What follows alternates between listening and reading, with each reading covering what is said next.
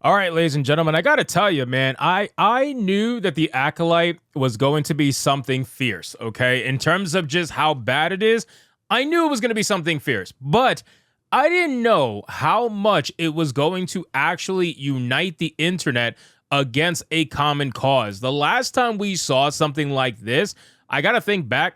I can't really think Star Wars related. I probably would go more so towards Velma. Velma really united the internet in absolute hatred against something that was destroying a beloved IP. Velma definitely did it, but the Acolyte has proven to us that you can in fact unite both sides of the internet and completely destroy one particular object that is just making fun of everybody at this point. He's embarrassing. Yes, yes.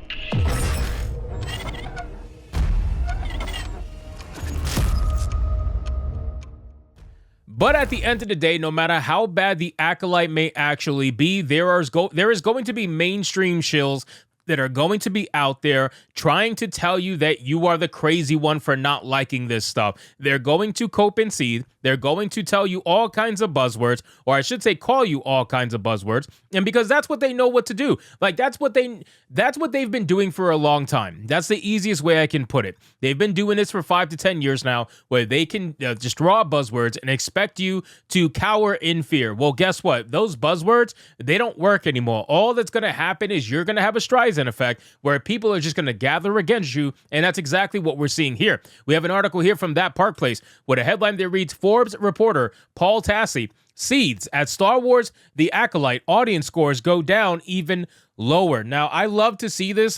I love to I love to see people unite together. I really do. And I like to see what happens when that actually takes place. The fact that the Acolyte, I think at the time of recording right now, is at 16 some odd percent. I mean, that's pretty damn bad. And of course, they're going to do everything they possibly can to try to blame this on racism. That's just their go-to card, right? Blame it on racism, blame it on sexism, call it angry, bigoted fans, whatever the case may be. That's just how it goes. So let's get into this article, guys, from That Park Place. But of course, before we do, if you are new here, just consider hitting that subscribe button. I would greatly appreciate it, and like the video to push us out into that YouTube algorithm. It says Forbes writer Paul Tassi is not happy that audiences and viewers are rejecting The Acolyte, claiming that the low audience score is embarrassing for the audience scorers. Now, again, Paul Tassi is one of those people that are going to shill for the mainstream. That's just how this goes. Paul Tassi is very much known for doing so, and it's not too shocking that he's angry at the fact that the Acolyte is getting roasted. But you got to think about it from this point of view. Every other Star Wars TV show, no matter how bad it was, and trust me, they were bad. From what I'm seeing and what I'm hearing, they were pretty fucking terrible. But no matter how bad they were, people weren't this unanimously against it, right? You still had like that 50-50 split. Like it was probably like 40-60, but you still had that split where you can see like kind of both sides of the aisle kind of making their voices heard with it. With this, though, at 15%, this tells me everything I need to know about this particular TV show. And that goes for a lot of people. The Acolyte is a universally hated TV show. At this point, this is going to probably be what actually breaks the camel's back for a lot of people. Because everybody has that kind of point where they say, you know what? This is dumb. I'm just over it, right? For me, that was the original trilogy that came out, the new trilogy that came out from Disney Lucasfilms. That's what made me say, you know what? I don't even care at this point. This is the most stupid thing I've ever seen. I didn't need the TV shows for that to happen, but I know for a lot of people, after the movies that came out recently, they watch some of the TV shows in the hopes that they can fix what happened in the movies, and maybe it would go back to what they loved about Star Wars. Then they ended up finding out after so many failed TV shows that's just not exactly how this goes. Mandalorian Season 1 was universally loved by a lot of people. Season 2 is when it started to fall down little by little, and then Season 3, we all know what ended up happening from there. But this is a prime example of anybody that you had left on your side, anybody who was still there fighting for you, probably isn't going to be fighting for you very much longer. We've seen a lot of mainstream shills on YouTube who normally would do anything and everything they possibly can to try to paint this in a positive picture. Even they couldn't do it, right? Even Angry Joe, for example. couldn't do it. And he's one of the biggest progressive shills out there. He's constantly lying to people about how progressive he is because he doesn't want to get canceled, or he doesn't want to get Me Too'd for a third time. It's the same thing. So I love to see that even a show like this, the shills cannot defend. It is impossible.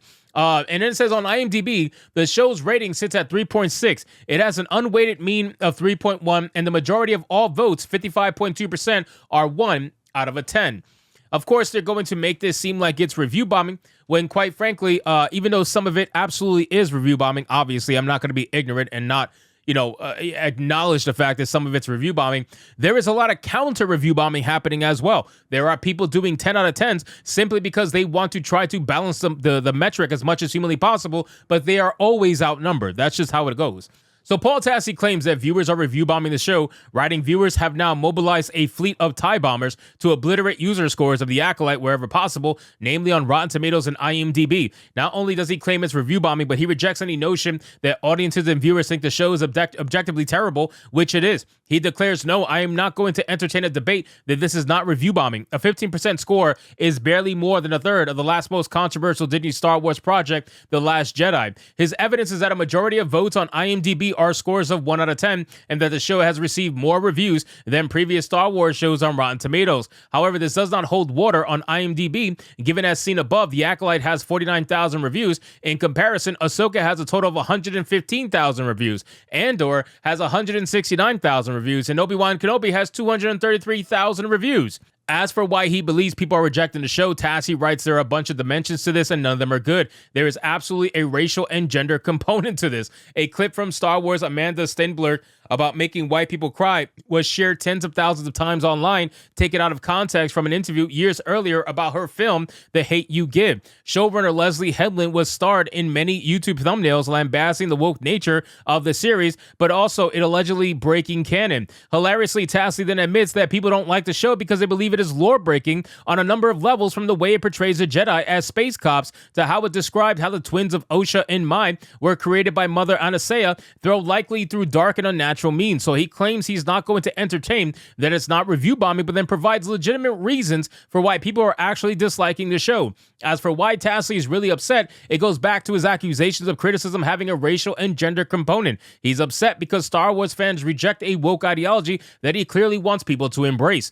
And honestly, that's basically it. That's as simple as it gets. A lot of these mainstream shills, they absolutely drink the Kool-Aid when it comes to the woke ideology, and they want to make sure that everybody else drinks it as well. They don't want to feel like they're alone in being a shill. That's the one thing a lot of shills fear the most. If they feel like they're by themselves and they're the only one shilling, suddenly it's not that cool to shill anymore, and they don't want to be that way. So they want to try to get as many people to shill with them, so that way they know that they're not the only ones making the same mistake.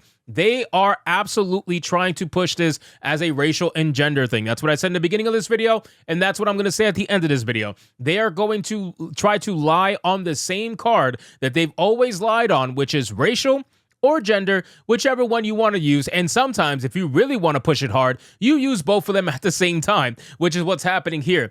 At the end of the day, man, The Acolyte is a garbage TV show. It is a show that exists for one reason and one reason only. And no matter how much they are trying to pretend otherwise, ultimately, that is just the truth. That is what it is. And you can gaslight people all you want. You can lie to them all you want. But this shit right here has united the internet against you. And the same people. And again, keep in mind, all the other TV shows did not have anywhere near this much of a negative reception.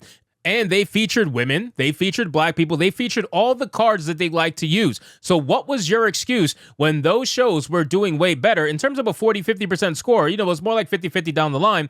What was your excuse then, and what is your excuse now? Because now you cannot use gender and race, because gender and race was already prominent in the bad TV shows that people didn't like prior, but those didn't get supposedly review bombed. Here's the simple truth. What it is that you lost the people on your side. That's what you don't want to admit. A lot of the people who were generally on your side, even they can't defend this nonsense, and they're the ones that are probably in the reviews right now, tipping it from 50% down to about 15%, which is where you're at right now. So anyway, guys, thank you so much for watching this video. I hope you did enjoy it. If you did, consider leaving me a subscribe. I would greatly appreciate it. Don't forget to like the video, comment, let me know what you thought, and I'll see you guys on the next one. Hypnotic out.